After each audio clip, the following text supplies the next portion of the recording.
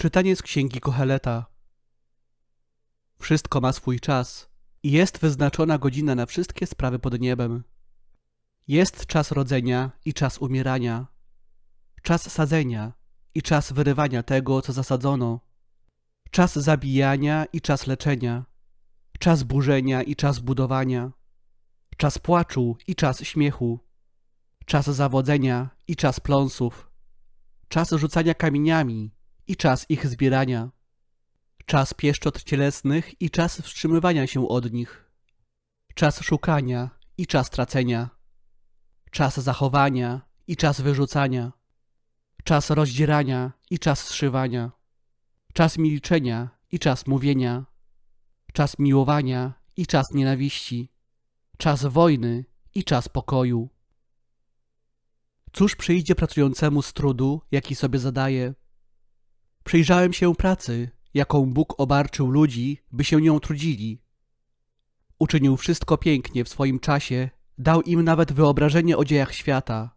Tak jednak, że nie pojmie człowiek dzieł, jakich Bóg dokonuje od początku aż do końca.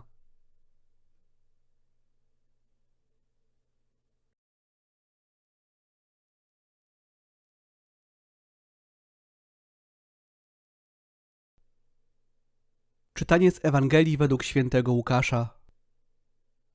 Gdy raz Jezus modlił się na osobności, a byli z Nim uczniowie, zwrócił się do nich z zapytaniem: za kogo uważają mnie tłumy? Oni odpowiedzieli: za Jana Chrzciciela, inni za Eliasza, jeszcze inni mówią, że któryś z dawnych proroków zmartwychwstał. Zapytał ich: a wy za kogo mnie uważacie? Piotr odpowiedział: za Mesjasza Bożego. Wtedy surowo im przykazał i napominał ich, żeby nikomu o tym nie mówili.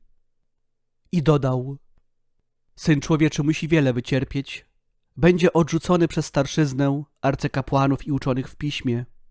Zostanie zabity, a trzeciego dnia zmartwychwstanie.